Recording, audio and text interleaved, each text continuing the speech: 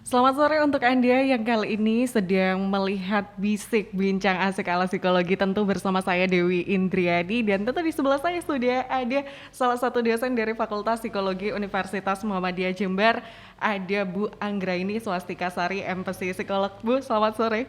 Selamat sore, Mbak.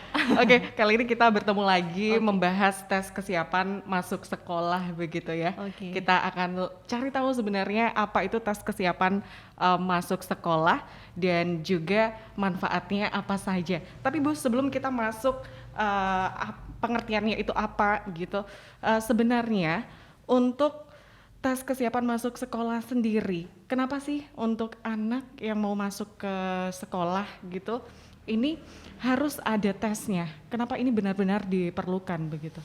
Oke, mungkin ya sebelum saya menjawab yang disampaikan oleh Mbak Dewi, mungkin dulu zamannya kita sekolah dulu nggak ada tes kesiapan begitu ya. Nah sekarang kok ada gitu, karena kan semakin berkembangnya zaman begitu kan, jadi kita juga ingin melihat kualitas dari setiap individu itu seperti apa, karena setiap individu itu kan berbeda begitu.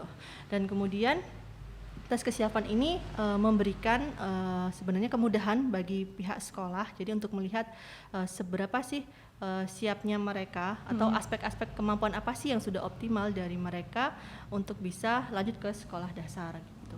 Oke, untuk kualifikasi sendiri yang dilihat dari sekolah itu untuk calon siswa itu apa, Bu?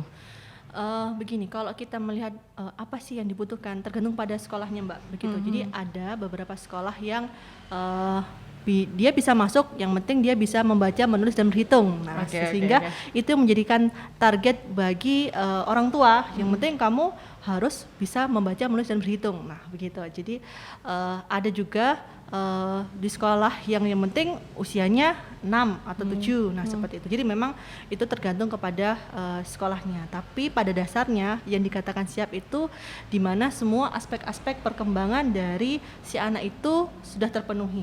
Begitu, Mbak. Oke, Bu, kalau kita membicarakan mengenai membaca, menulis dan juga menghitung, kan ternyata kalau kita lihat pertumbuhan anak-anak itu kan beda-beda. Ada yang di bawah 5 tahun itu sudah bisa membaca, ada yang bisa menulis begitu. Tapi idealnya untuk anak usia berapa nih, Bu, yang bisa masuk sekolah gitu? Oke, idealnya itu bisa masuk sekolah itu usia 7 tahun. Oke, itu untuk SD ya, Bu? Untuk SD gitu.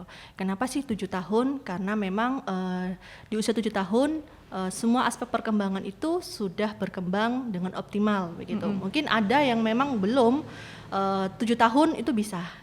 Itu bisa saja ketika memang orang tua memberikan stimulasi yang tepat bagi anak begitu. Itu bisa saja sih, Mbak. Tapi diperbolehkan ya, Bu, dari sekolah jika usianya di bawah 7 tahun untuk masuk SD, tapi kemampuannya sudah cukup nih, tapi umurnya tidak sesuai ketentuan. Apakah ada hal-hal yang perlu disiapkan dari orang tua agar anaknya ini bisa masuk?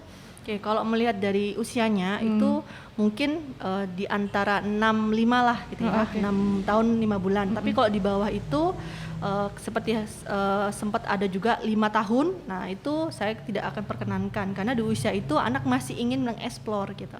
Mengeksplor lingkungan, mengeksplor dunianya. Kemudian mereka harus berhenti gitu untuk melakukan aktivitas yang struktural, yang rigid dan sebagainya, itu kan kasihan sekali sehingga tidak diperkenankan. Jadi Oke. mungkin 65 ke atas sampai 7 itu yang bisa untuk masuk sekolah. Diem aja begitu ya, yang nggak mau sekolah, bahkan ada yang psikosomatis.